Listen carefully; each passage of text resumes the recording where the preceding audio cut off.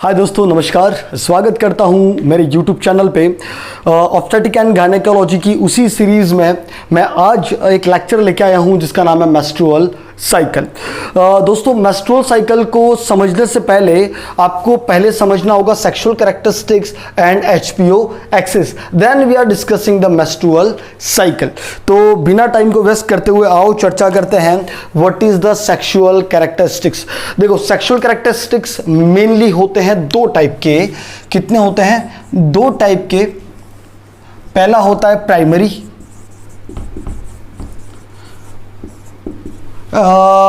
दूसरा होता है secondary. Secondary sexual characteristics.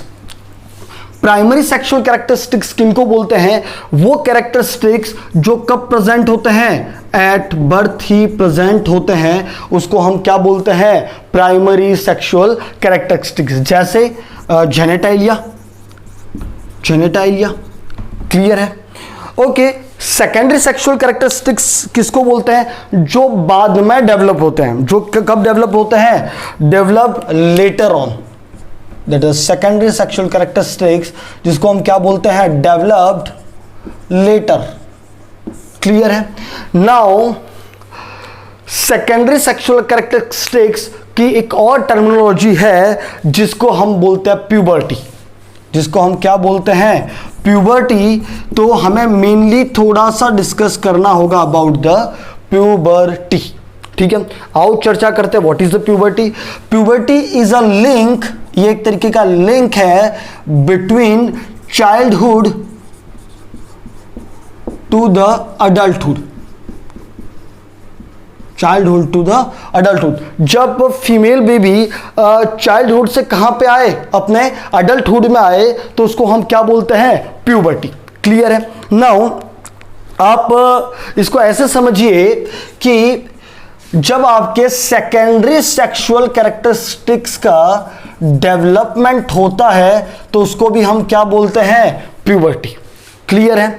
Okay. Puberty की एज होती है that is 8.5 to the 13.5 year. ये इसकी प्यूबर्टी की एज है। It is the average age of female. आगे बढ़ता हूं मैं। प्यूबर्टी के कुछ साइन होते हैं, सर्टेन साइन ऑफ प्यूबर्टी। इसको हम चर्चा करते हैं जो एग्जाम में बहुत बार पूछा गया। आपका ये क्वेश्चन एग्जाम का है। क्लियर है कि प्यूबर्टी की एज क्या होती है फीमेल में? तो now puberty age is 8.5 to 13.5 year. आगे बढ़ते हैं अपन sign of puberty. Sign of puberty. Sign of puberty. तो जो फर्स्ट साइन है आपका, जो एग्जाम में बहुत बार क्वेश्चन पूछा गया है, वो है आपका thelarche. Thelarche. It is the पहला क्वेश्चन समझना। It is the first sign of puberty. पहला क्वेश्चन ये है, it is the first sign of puberty. ठीक है, सॉरी, हाँ, it is the first sign of puberty. Thelarche होता क्या है? The development of breast bud. Development of breast bud. जब फीमेल में ब्रेस्ट बर्ड का डेवलपमेंट होने लगे तो उसको हम क्या बोलते हैं? थैलार्की। ये है आपका दूसरा क्वेश्चन, है ना। दोस्तों, गर्मी बहुत ज़्यादा है, पसीने आ रहे हैं मुझे, आई नो दैट, इसीलिए मैंने कुछ 2-3 दिनों से रिकॉर्ड नहीं किया था। लेकिन आपके मैसेजेस आ रहे हैं कि सर नेक्स्ट अपलोड कब होने वाला है, तो इस वजह से मैं आज इसको अपलोड कर रहा हूँ। अच्छा, टॉपिक पे आता हूँ। Sign of puberty, first sign thelarche है आपका, जिसको फर्स्ट साइन ऑफ प्यूबर्टी भी बोलते हैं। होता क्या है thelarche? Development of the breast bud. ये एग्जाम में सीधा सीधा पूछ लिया जाता है कि ब्रेस्ट बर्ड के डेवलपमेंट को क्या बोलते थे? हम क्या बोलते हैं? Thelarche. Now the very important question, ये जो हार्मोन जो इसके लिए रिस्पॉन्सिबल है, वो हार्मोन कौन सा है? आपका एस्ट्रोजन। ये एग्जाम में बहुत बार पूछा गया है कि कौन से हार्मोन के वजह से आपका थैलार्की होता है, तो हार्मोन कौन सा है? आपका एस्ट्रोजन। ठीक है, बढ़ता हूं मैं। So your second sign is your adrenarche. Adrenarche, देखो मेरी स्पेलिंग खराब गलत हो सकती है, और प्यूबार्की। क्लियर है? एड्रीनार्की इन द सेंस कि एक्सिलरी हेयर का ग्रोथ होना। एक्सिलरी हेयर का ग्रोथ होना, और pubarche in the sense pubic hairs का ग्रोथ होना क्या कहलाता है? प्यूबार्की। अच्छा, यहां पे क्वेश्चंस क्या पूछे जाते हैं? First of all, it is the second sign of puberty. Hormone जो रिस्पॉन्सिबल होता है, the hormone is responsible for the adrenarche और प्यूबार्की इज योर एंड्रोजन। कौन सा हार्मोन रिस्पॉन्सिबल होता है इसके लिए? आपका होता है एंड्रोजन। ठीक है। नाउ तीसरा जो क्वेश्चन पूछा जाता है इसी में कि भाई कौन सी एज में होने होता है, तो ये होता है 10 से लेके 12 साल में। क्लियर है? ये है आपका 10 to 12 years, that the adrenarche and pubarche. Next I am discussing the third sign, जिसको मैं यहां लिख रहा हूं, that is the growth of height. Growth of height. Clear है? Growth of height in the sense कि हाइट का बढ़ना, ये आपका थर्ड साइन ऑफ प्यूबर्टी है। जो मेनली इसके लिए जो हार्मोन रिस्पॉन्सिबल होता है वो कौन सा होता है? आपका एस्ट्रोजन। नाउ मैं बढ़ता हूं, मेरे जो लास्ट इसका साइन है, देखो कोई आपको प्यूबर्टी के 5 साइन भी बता देगा, एड्रेनार्की और प्यूबार्की को अलग अलग बता के, तो कोई दिक्कत नहीं है। आप वैसे भी समझ सकते हैं, ऐसे भी समझ सकते हैं। जो हमारा लास्ट इसका प्यूबर्टी का साइन है वो है आपका मेनार्की। मेनार्की, इसको आप कह सकते हो onset of menstruation, onset of menstruation, और the very important line, the first menstrual bleeding. The first menstrual bleeding is known as menarche. Clear है? यही इसी को बोलते हैं हम मेंस्ट्रुअल साइकिल, या यहीं से हमारा जो टॉपिक स्टार्ट हो जाता है, that is menstrual cycle. Clear है? The first sign that is your thelarche, second sign adrenarche. अच्छा, इसको याद करने का मैं आपको एक ट्रिक बता देता हूं। इसकी जो याद करने की ट्रिक आप याद कर सकें वो है BPH इन मिल। ट्रिक मैं यहां दिख रहा हूं, आई होप सो आपको दिख रहा होगा, BPH इन मिल। BPH बिनाइन प्रोस्टेट हाइपरट्रॉफी एक डिसऑर्डर है मेल में, है ना, प्रोस्टेट ग्लैंड का। ये ट्रिक है उसकी, कैसे? B for the breast bud, development of the breast bud, that known as the thelarche. P for pubarche, H for development या इंक्रीज ग्रोथ ऑफ हाइट या development of height in male, M for your menarche. This is how your puberty. मैं puberty को abnormality of menstrual cycle में एक बार फिर से discuss करूंगा अच्छे से, लेकिन अभी हमको इतना यहां पे समझने की जरूरत है। बढ़ता हूं मैं अपने नेक्स्ट टॉपिक पे।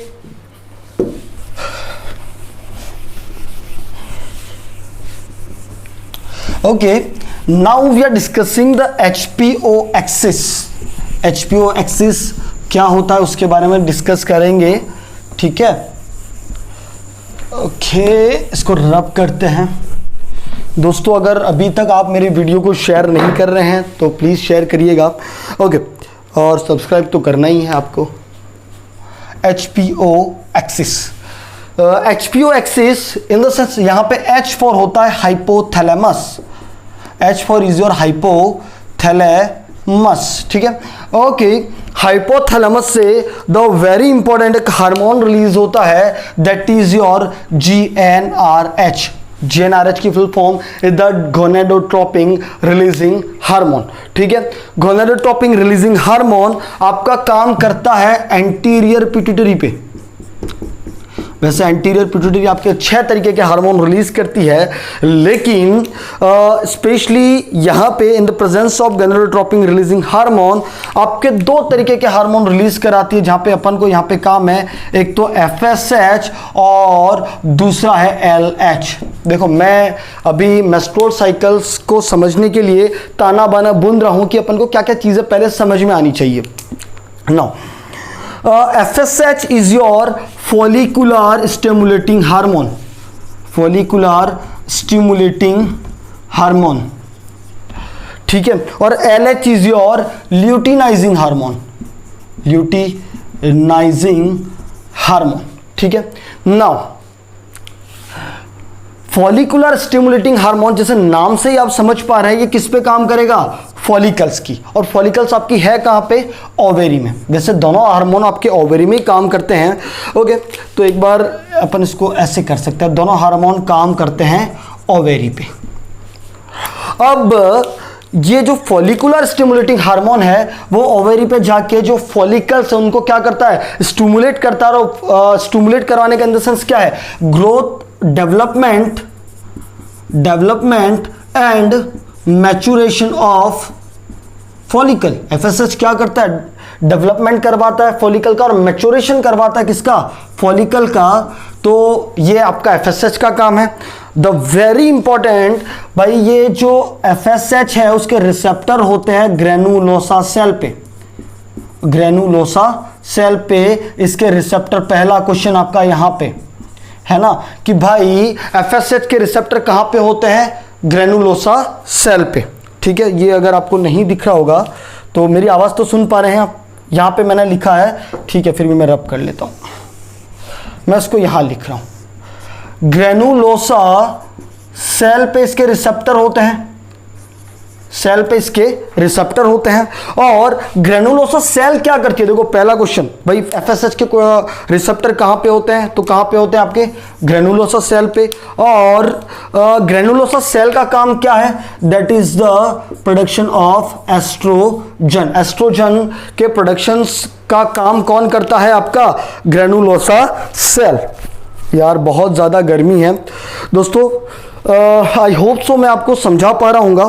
और अगर समझ में आ रहा है तो प्लीज़ आप कमेंट सेक्शन में कमेंट करना मत भूलिएगा। बहुत सारे लोग हैं, सतीश है, मंजू है, मैं ज़्यादा नाम नहीं ले पा रहा हूँ, भाग्यवती है, ये उनके रेगुलर कमेंट आते हैं, इन द सेंस ये लोग बराबर देखते हैं। Big shout out to you. चलो ये मजाक था। ओके, नाउ ल्यूटिनाइजिंग जो हार्मोन है ये मेनली ओवेरी पे जाके जो आपका फॉलिकल्स, ग्राफिन फॉलिकल्स बनता है उसको रप्चर करने का काम करता है और मेनली क्या कराता है, ओवुलेशन। देखो भाई एक क्वेश्चन आपका यहीं से मैं बता रहा हूं, LH is a responsible, which hormone is responsible for the ovulation, तो कौन सा हार्मोन है आपका, LH। ठीक है, नाउ ये LH हार्मोन के रिसेप्टर होते कहां पे हैं, तो होते हैं आपके थीका इंटरना पे, थीका इंटरना पे। और थीका इंटरना क्या करती है, ये रिलीज करती है एंड्रोजन, ये रिलीज क्या करती है, एंड्रोजन। क्लियर है। नाउ अब ये समझिए आप, HPO एक्सिस क्या हो गया, H for the hypothalamus, P for pituitary gland और O फॉर हो गया आपका ओवेरी। इस पूरे एक्सिस को बोलते हैं HPO एक्सिस, जो आपके मेंस्ट्रुअल साइकिल में बहुत ज्यादा हेल्प आउट करेगा। ठीक है, बढ़ता हूं मैं अब आगे। तो दोस्तों अब हम शुरुआत करते हैं मेंस्ट्रुअल साइकिल की। ठीक है, मेंस्ट्रुअल साइकिल को समझते हैं। मेंस्ट्रुअल साइकिल या जो मेंस्ट्रुअल का जो वर्ड आया है, that word derived from the mensum. जो वर्ड डिराइव्ड आया है वो कहां से आया है, मेंसम। मेंसम का जो इज अ लैटिन वर्ड जिसका मतलब है इच मंथ, इच मंथ।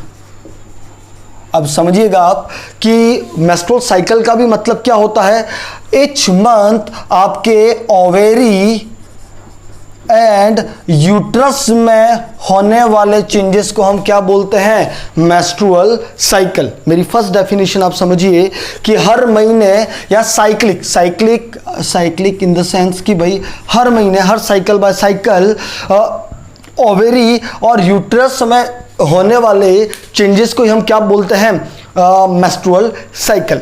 इसको इस तरीके भी समझ सकते हैं कि due to the hormone cyclic physiological bleeding due to endometrium shedding। भाई आप इसको इस तरीके भी समझ सकते हैं कि भाई हार्मोन की वजह से हर महीने साइक्लिक ब्लीडिंग आना, it is a physiological not the pathological, है ना। फिजियोलॉजी के हिसाब से हर महीने ब्लीडिंग होना, और वो क्यों हो रही है, उसकी वजह क्या है, एंडोमेट्रियम का शेड होना। तो उसको भी हम क्या बोलते हैं, मेंस्ट्रुअल साइकिल। ठीक है, ये दो डेफिनेशन आप समझ सकते हैं। हर महीने ओवेरी और यूट्रस में होने वाले चेंजेस, इसको भी आप मेस्ट्रुअल साइकिल कहते हैं। और हर महीने जो फिजियोलॉजिकल ब्लीडिंग होती है ड्यू टू द एंड्रोमेट्रियल शेडिंग और हार्मोन की वजह से, उसको भी हम क्या बोलते हैं, मेस्ट्रुअल साइकिल। मेस्ट्रुअल साइकिल को मैं दो फेज में डिवाइड कर सकता हूं। इसी डेफिनेशन के हिसाब से मैं कितनी फेज में डिवाइड कर सकता हूं, दो। मैंने क्या बोला, ओवेरी में चेंजेस और यूट्रस में चेंजेस। तो जो फर्स्ट साइकिल आपकी बनेगी that is the ovarian cycle, that is the ovarian cycle. और सेकंड जो आपकी साइकिल है वो है आपकी uterine cycle, uterine cycle. Clear है। नाउ अब आपको यहां पे कुछ चीजें इसी समय समझ लेनी चाहिए। यूटेराइन साइकिल में दो तरीके की फेज चलती है, एक चलती है फॉलिकुलर फेज, फॉलिकुलर फेज, और दूसरी आपकी चलती है ल्यूटियल फेज। क्लियर है। फॉलिकुलर फेज को ही हम एस्ट्रोजन फेज बोलते हैं। क्यों बोलते हैं मैं आपको बताऊंगा। एस्ट्रोजन फेज कहते हैं, और इसी को बोलते हैं, इसको बोलते हैं प्रोजेस्टेरोन फेज। क्लियर है। ओके। यूटेराइन साइकिल में भी तीन तरीके की साइकिल चलती है। पहली चलती है proliferative cycle, proliferative phase. Second आप समझिए सिक्रेटरी फेज,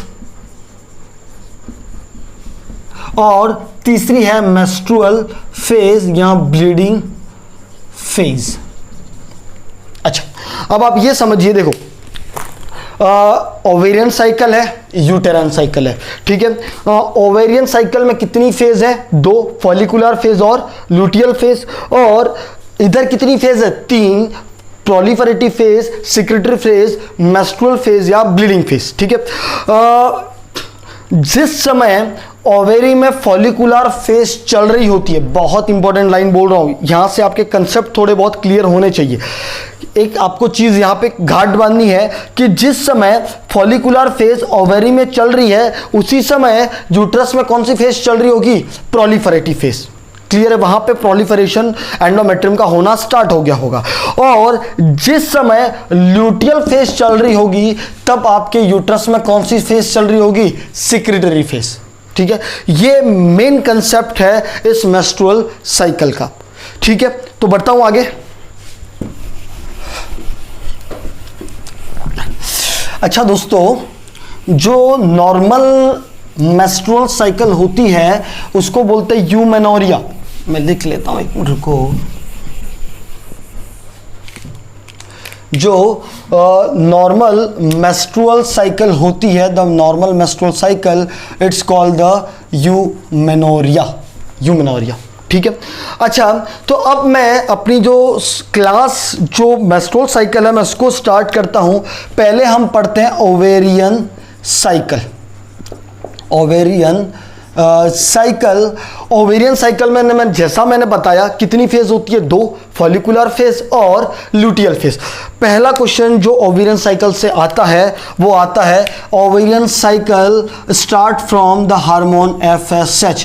कौन से हार्मोन से इनिशिएट होता है, तो कौन सा होता है, FSH, that the follicular stimulating hormone. ये फॉलिकुलर स्टिमुलेटिंग हार्मोन काम क्या करता है, HPO एक्सिस में मैंने बता रखा है, ये फॉलिकल्स के डेवलपमेंट और मैच्योरेशन में हेल्प करता है। तो मैं इसके एक बार दो पार्ट कर लेता हूं ताकि इस फेज को मैं आपको अच्छे से समझा पाऊं। मैं इसको रब कर रहा हूं, कोई दिक्कत नहीं है ना। आप इसको अब ऐसे समझिए, FSH आया, FSH आया। नाउ सबसे पहली आपकी जो फॉलिकल्स होती है, this is a primary oocyte, और यह है आपकी primordial follicle, primordial follicle.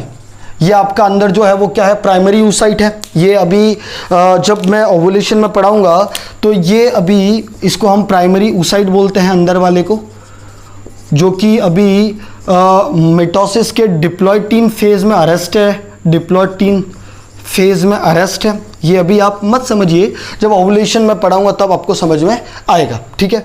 Primordial follicles, अगर मैं प्रीमोर्डियल फॉलिकल्स की मैं आपसे बात करूं तो इसके बारे में थोड़ी चर्चा कर लेते हैं। प्रीमोर्डियल फॉलिकल्स एट 20 वीक, ये सभी क्वेश्चन है। एट 20 वीक जब बेबी फिटस वॉर्म में होता है, यूट्रस में होता है, और 20 वीक एट द 5 मंथ, आप ऐसा समझिए एट द 5 मंथ इसकी जो क्वांटिटी होती है वो होती है 50 to 70 लाख या 5 to 7 मिलियन। 1 मिलियन में 10 लाख, तो 5 से 7 मिलियन में कितने हो गए? 50 से 70 लाख। एट बर्थ ये हो जाते हैं 2 मिलियन। एट बर्थ ये कितने हो जाते हैं? 2 मिलियन। ना एट प्यूबर्टी ये कितने बचते हैं? 4 लाख, जिसमें आपकी 400 ही फॉलिकल्स मैच्योर हो पाती हैं, या 400 ही आपके सेकेंडरी oocyte रिलीज हो पाते हैं। और एट मेनोपॉज मतलब जब मेस्ट्रुअल साइकिल बंद हो जाए, इसको हम क्या बोलते हैं? मेनोपॉज। एट मेनोपॉज ये रहते हैं मेनली लेस देन 10,000, ठीक है। ये आपके सभी क्वेश्चंस हैं किसके लिए? Primordial follicles. अच्छा, आप ये भी समझिएगा, मैं आपको पढ़ा तो रहा हूँ लेकिन इसके साथ साथ मैं आपको क्वेश्चंस भी क्लियर करवा रहा हूँ, है ना। और मैं ये कह सकता हूँ कि भाई एक बार अगर आपने इसको पढ़ लिया तो आपको कोई और बुक देखने की ज़रूरत नहीं होगी, ठीक है। बढ़ता हूँ मैं यहाँ पे, एफएसएस ने काम किया फॉलिकल पे। तो पहले ये जो प्रीमोर्डियल फॉलिकल्स होता है उस पर एक सिंगल लेयर आने लगती है, सिंगल लेयर चढ़ने लगती है, जिसको हम बोलते हैं प्राइमरी फॉलिकल्स। इसको हम क्या बोलते हैं? Primary follicle. इसको हम क्या बोलते हैं? Primary follicle. और माइटोसिस होता है, एफएसएस और आता है, और माइटोसिस होता है, तो दिस इज सेकेंडरी oocyte, और माइटोसिस होता है। और माइटोसिस होने की वजह से ये जो सिंगल लेयर जो सेल थी, इनको हम और सेल में ये डेवलप होने लगती है और बढ़ने लगती है, बंच ऑफ सेल होने लगती है। इन सेल्स को बोलते हैं ग्रेनुलोसा सेल। इन सेल को क्या बोलते हैं? Granulosa cell. और ये आपकी जो आप फॉलिकल बनी, इस फॉलिकल को बोलते हैं early secondary follicle. Early secondary follicle. आगे बढ़ता हूं। नेक्स्ट में क्या होता है कि ये जो सेल्स है, ग्रेनुलोसा सेल्स है, वो ऐसे अरेंज होती है जैसे कैविटी बनने लगती है।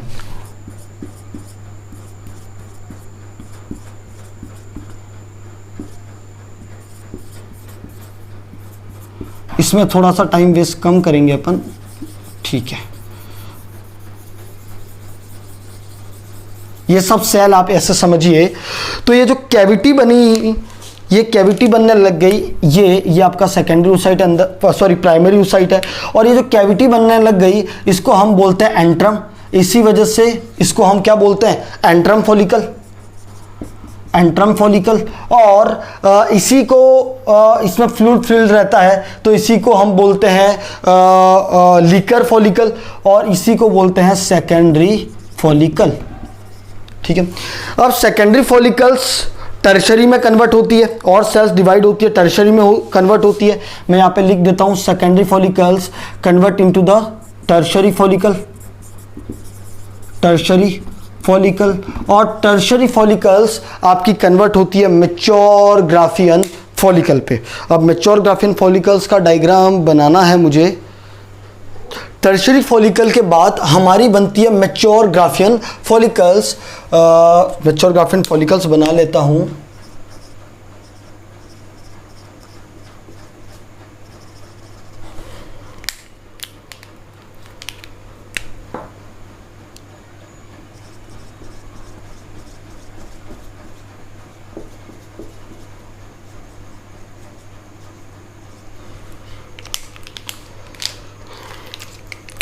दोस्तों थोड़ा सा समय ज़रूर लग सकता है, लेकिन हम इसको समझेंगे थोड़ा अच्छे से।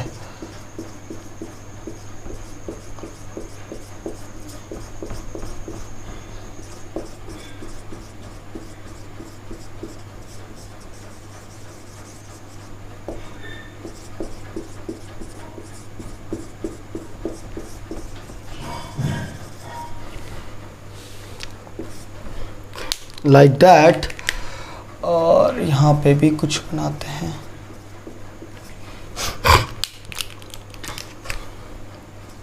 ओके, तो ये है अपना मैच्योर ग्राफियन फॉलिकल्स। ये हमारा क्या है? Mature Graafian follicles. Mature Graafian follicles की जो आप यूँ समझिए, रप्चर होने से पहले इसकी जो साइज होती है वो होती है 18 से 20 mm। ये आपका इसके लिए एक और क्वेश्चन है। इसके लिए थोड़ा सा कर लेते हैं। There is a theca externa, theca externa. ये होती है थीका इंटरना। यहाँ पे आपकी और सेल्स होती है, that is a granulosa cell. ये होता है कैलस ऊफेरस, कैलस ऊफेरस। यहाँ पे है आपकी कोरोना रेडिएटा, कोरोना रेडिएटा। ये है आपका सेकेंडरी oocyte। ये है आपका उलिमा, जो उसकी प्लाज्मा मेम्ब्रेन होती है, उसको हम क्या बोलते हैं? उलिमा। तो इसको हम क्या बोलते हैं? Mature Graafian follicles. ठीक है। पहला क्वेश्चन, रप्चर से पहले कितने एमएम का होता है? 18 से 20 एमएम का। यहीं से आप दूसरा क्वेश्चन, 5 से 7 दिन के अंदर अंदर एक डोमिनेंट फॉलिकल्स को सेलेक्ट कर दिया जाता है। देखो समझना, यहाँ पे 15 से 20 फॉलिकल्स पे काम किया जाता है। 15 से 20 फॉलिकल्स मैच्योर होती है, लेकिन 5 से 7 दिन होते होते एक फॉलिकल्स, एक डोमिनेंट फॉलिकल्स को सेलेक्ट कर दिया जाता है, जिसको हम क्या बोलते हैं? Mature Graafian follicles. अच्छा, अब आप ये समझिए, मैं वापस इधर आता हूं। जो फॉलिकल्स होती है वो कौन सा हार्मोन सिक्रीट करती है? एस्ट्रोजन। कौन सा हार्मोन सिक्रीट करती है? एस्ट्रोजन। देखो भाई, सिंपल सी चीज समझो आप कि प्राइमरी ओवेरियन साइकिल में एफएसएच ने काम किया 15 से 20 फॉलिकल्स पे। तो पहले प्राइमरी फॉलिकल्स बनी, सेकेंडरी फॉलिकल्स बनी, टर्शियरी फॉलिकल्स बनी, और फाइनल क्या बनी? Mature Graafian follicles. अब ये फॉलिकल्स का मेनली जो एक हार्मोन रिलीज करती है, जिसको हमने क्या बोलते हैं? एस्ट्रोजन, है ना। आपको याद है, जब मैं साइकिल पढ़ा रहा था तो ओवेरियन साइकिल जो फॉलिकुलर फेज है उसको एस्ट्रोजन फेज भी हम बोलते थे। ठीक है। तो ये एस्ट्रोजन आपके मेनली 3 काम करता है। एस्ट्रोजन मेनली कितने काम करता है? 3 काम करता है। पहला काम, ये नेगेटिव फीडबैक देता है, नेगेटिव फीडबैक ऑन एफएसएच, पहला काम। दूसरा काम, proliferative changes, proliferative changes in uterus, in uterus marker को चेंज कर लेते हैं, यूट्रस। और थर्ड करता है पॉजिटिव फीडबैक ऑन एलएच, या बोल सकते हैं स्टिमुलेट एलएच। ठीक है। ओके, देखो भाई, फॉलिकल्स ने 5 से 7 दिन में एक फॉलिकल्स डोमिनेंट आपकी डन हो गई।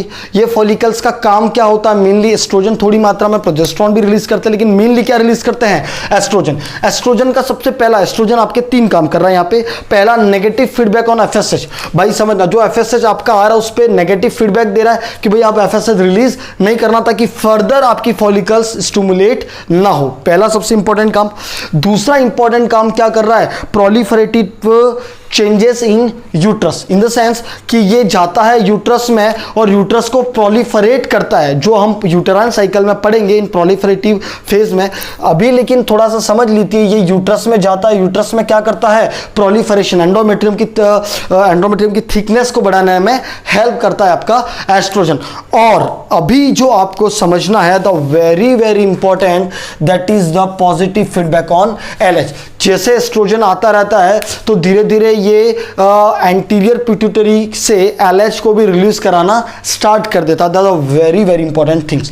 नाउ अब होता क्या है? एस्ट्रोजन का level 200 picogram per ml in blood 48 hours तक अगर इस पिक लेवल पे पहुंच गया तो आपका ये LH का पिक हो जाएगा। LH बहुत ज़्यादा मात्रा में सिक्रीट होने लगता है, जिसको हम बोलते हैं LH सर्ज। जब LH की मात्रा बहुत ज़्यादा बढ़ जाती है, जिसको हम क्या बोलते हैं? LH सर्ज, या इसी को बोल सकते हैं LH पिक। ठीक है। एस्ट्रोजन रिलीज हो रहा है, फॉलिकल्स में जो फॉलिकल्स है वो एस्ट्रोजन रिलीज कर रही है। एस्ट्रोजन रिलीज होते होते लेकिन जैसे ही भाई एस्ट्रोजन का काम क्या है, स्टिमुलेट एलएच, एलएच का रिलीज कराना, पॉजिटिव फीडबैक देना, और जैसे ही एस्ट्रोजन का level 200 picogram per ml 48 hours तक हो गया तो ये किसको स्टिमुलेट कर देगा, एलएच को। एलएच फट करके आपका सर्च करेगा, एलएच फट करके उसका मात्रा बहुत बढ़ जाएगी, जिसको हम क्या बोलते हैं, एलएच सर्च और एलएच पिक। अब इससे होता क्या है, इससे जैसे ही एलएच सर्च हुआ तो इससे द वेरी इंपॉर्टेंट जो इवेंट होता है उसको हम क्या बोलते हैं, ओवुलेशन।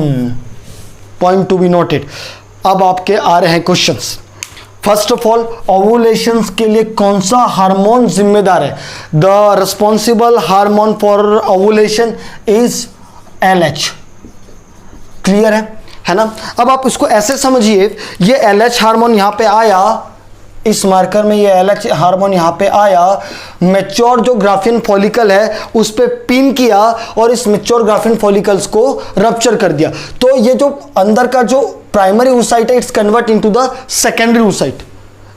जो प्राइमरी oocyte डिप्लॉयटिन फेज में अरेस्ट था, नाउ वो अपनी फेज कंप्लीट करता है और कन्वर्ट होता है सेकेंडरी oocyte में। तो जैसे ही LH इसको रप्चर करेगा, उसको पिन करेगा, तो ये सेकेंडरी oocyte क्या हो जाएगा, रिलीज हो जाएगा। इसी को हम क्या बोलते हैं, ओवुलेशन। इसी को हम क्या बोलते हैं, ovulation. The release of secondary oocyte is called ovulation. इसके लिए जिम्मेदार हार्मोन कौन सा है, LH। अच्छा, यहां पे मैं आपको एक और क्वेश्चन थोड़ा बता देना चाह रहा हूं कि LH ही वो हार्मोन है जो आपके प्राइमरी oocytes को किसमें कन्वर्ट करता है, सेकेंडरी oocyte में। इसके लिए रिस्पॉन्सिबल हार्मोन LH। कैसे समझना, जो आपका प्राइमरी oocyte था, जो डिप्लॉयटिन फेज में था, वो किस में कन्वर्ट हुआ अब at the time of ovulation, secondary oocyte में। तो उसके लिए जिम्मेदार हार्मोन कौन सा है आपका, LH। ठीक है, बढ़ता हूं थोड़ा सा और आगे।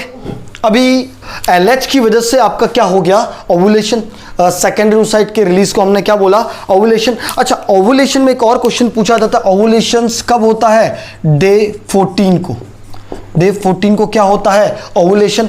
और डे 14 को ओवुलेशन होता है। अच्छा, अगर आप ओवुलेशंस का टाइम पीरियड निकालना चाह रहे हैं तो उसके लिए एक फॉर्मूला है ओवुलेशन डे के लिए कि भाई length of menstrual cycle, length of menstrual cycle, ये मोस्ट कॉमन नहीं है ना, मेंस्ट्रुअल साइकिल है, माइनस 14 डेज, है ना।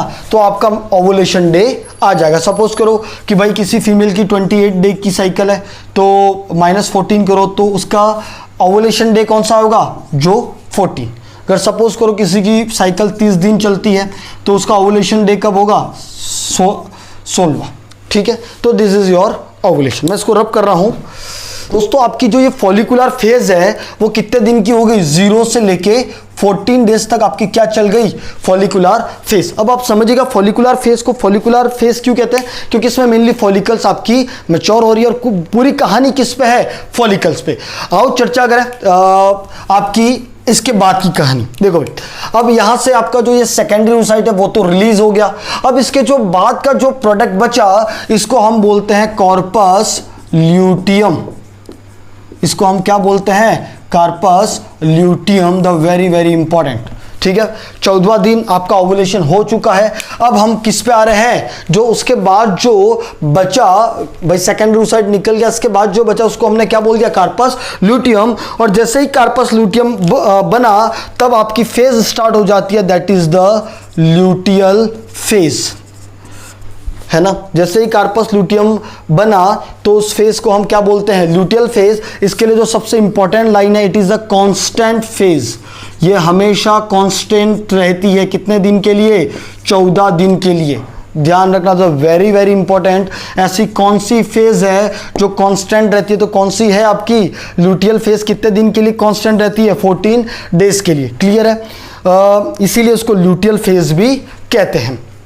ये आपकी कब से कब तक होगी, 15 से लेके 28 दिन के लिए। आगे और 14 दिन, 15 से लेके 28 दिन।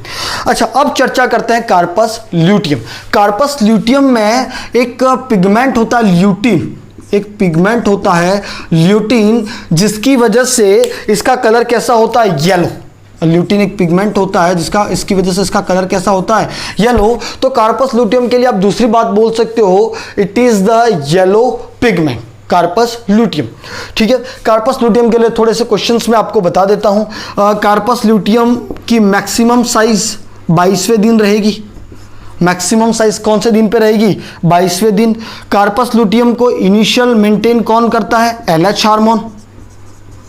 लेकिन जैसे ही प्रेगनेंसी, या अगर मैं यूं बोल दूं कि नॉन प्रेगनेंसी में कौन मेंटेन करता है, LH हार्मोन। जबकि प्रेगनेंसी में कौन रिलीज, HCG हार्मोन मेंटेन करता है इस कार्पस ल्यूटियम को इन प्रेगनेंसी में। और प्रेगनेंसी में कब तक अलाइव रहता है, तो रहता है 10 से लेके 12 वीक तक ये अलाइव रहता है, या तब तक जब तक प्लेसेंटा नहीं बन जाता। ये कुछ MCQ है आपके अबाउट द कार्पस ल्यूटियम। अभी आपका बन चुका है क्या, कार्पस ल्यूटियम। अच्छा, मैं यहाँ पे एक और क्वेश्चन बताना भूल गया हूँ।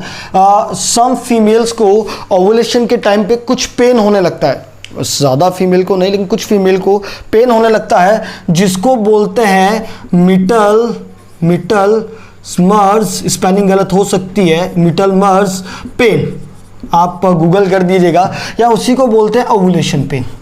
ठीक है, सम फीमेल को क्या होता है at the time of ovulation, जैसे ही ये मैच्योर ग्राफिन फॉलिकल रप्चर होता है तो फीमेल को कुछ पेन होता है, या जब ओवुलेशन होता है तब फीमेल को कुछ पेन होता है, तो उसको हम क्या बोलते हैं, मिटल्स मर्स पेन या ओवुलेशन पेन। ठीक है ना, अब मैं वापस आता हूं अपने कार्पस ल्यूटियम पे।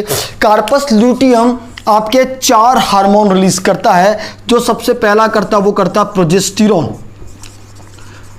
दूसरा करता है थोड़ी मात्रा में एस्ट्रोजन, तीसरा करता है इनहिबिन ए। वैसे 2 होते हैं, इनहिबिन ए और इनहिबिन बी। इनहिबिन ए आपका ये रिलीज करता है, इनहिबिन बी आपका फॉलिकल करता है, बट इतना आपको डीप में जाने की जरूरत है नहीं। और चौथा हार्मोन जो रिलीज करता है वो करता है रिलैक्सिन। ठीक है, लेकिन कौन सा हार्मोन सबसे ज्यादा रिलीज करता है, दैट इज योर प्रोजेस्टेरोन। इसी की वजह से इसका ल्यूटियल फेज का दूसरा नाम क्या है, प्रोजेस्टेरोन फेज। ओके, अब ये प्रोजेस्टेरोन करता क्या है, ये यूट्रस में सिक्रेटरी चेंजेस करता है, secretory changes in endometrium layer, in endometrium layer. ठीक है, तो ये क्या करता है, progesterone secretory changes in the endometrium layer. ठीक है, अब ये समझिए, सपोज करो कि भाई अब कार्पस ल्यूटियम आपके ओवरी में है, उधर सेकेंडरी oocyte फैलोपियन ट्यूब में गया, वहां पे फर्टिलाइजेशन नहीं हुआ। पहली चीज हम क्या समझते हैं कि भाई फर्टिलाइजेशन नहीं हुआ, एब्सेंट।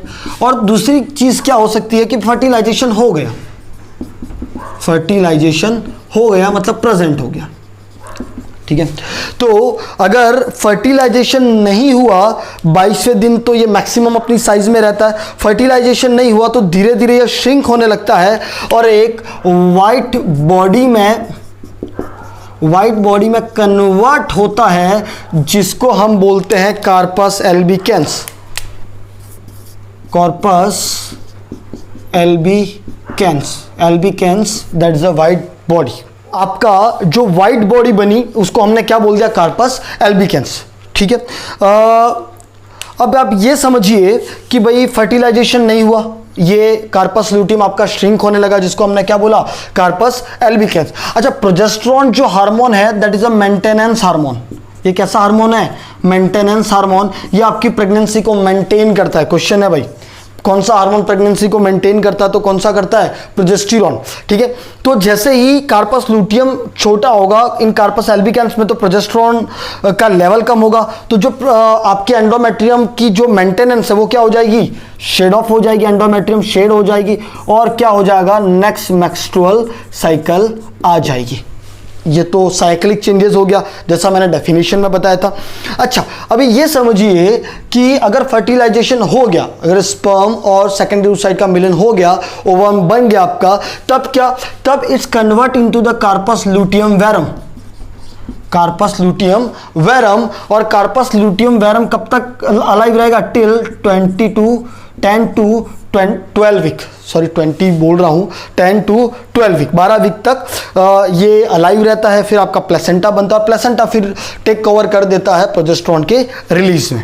ठीक है, यहाँ पे मैंने आपको प्रोजेस्टेरोन का काम बता दिया, एस्ट्रोजन का मैं पहले बता ही चुका हूँ। इनहिबिन क्या काम करता है? ये आपका नेगेटिव फीडबैक देता है एफएसएच पे। जो एफएसएच फॉलिकुलर स्टिमुलेटिंग हार्मोन है उस पर क्या करता है? नेगेटिव फीडबैक, उसके प्रोडक्शंस को, उसके रिलीज को क्या करता है? कम करता है। और रिलैक्सिन आपका जो कार्पस ल्यूटियम उसको रिलैक्स करता है ताकि ज़्यादा मात्रा में प्रोजेस्टेरोन एस्ट्रोजन ये रिलीज हो सके। ये चारों हार्मोन के काम है। ये जो फेज है ये है आपकी ल्यूटियल फेज, क्योंकि कार्पस ल्यूटियम बन रहा है। कॉन्स्टेंट फेज है ये। वाइट बॉडी जो बनती है उसको कार्पस एल्बिकेंस कहते हैं। अगर फर्टिलाइजेशन हो गया तो कार्पस ल्यूटियम वेरम बनेगा। 10 से 12 वीक तक ये अलाइव रहेगा। हाउ ये चीज़ें हैं। मैं ओवेरियन साइकिल यहीं तक आज के पार्ट में रुकूंगा। नेक्स्ट वाले पार्ट में हम यूटेराइन साइकिल को पढ़ेंगे।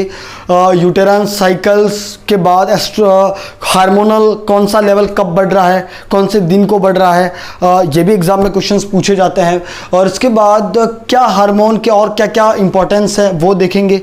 यूटेराइन साइकिल में हम देख सकते हैं तीनों फेज है ना। तो बढ़ते हैं, बढ़ते का है मतलब नेक्स्ट सेशन में मिलते हैं। नेक्स्ट सेशन में मिलते हैं हम आपसे, और तब तक आप मज़े में रहिए। कमेंट करना मत भूलिए ताकि आपके कमेंट से मुझे लग पाएगा कि क्या मैं पढ़ा रहा हूँ। और आपसे एक रिक्वेस्ट है, अगर कोई चीज़ समझ में नहीं आई है तो प्लीज़ आप पूछ लीजिएगा कमेंट में। मैं अपना टेलीग्राम का लिंक डिस्क्रिप्शन में, व्हाट्सएप का लिंक, ग्रुप का व्हाट्सएप ऐप जो लिंक है वो मैं डाल रहा हूँ, वहाँ से आप मेरे साथ पर्सनली जुड़ सकते हैं। बाकी जो भी है मिलते हैं नेक्स्ट पार्ट में। Thank you for subscribe and thank you for share. Thank you.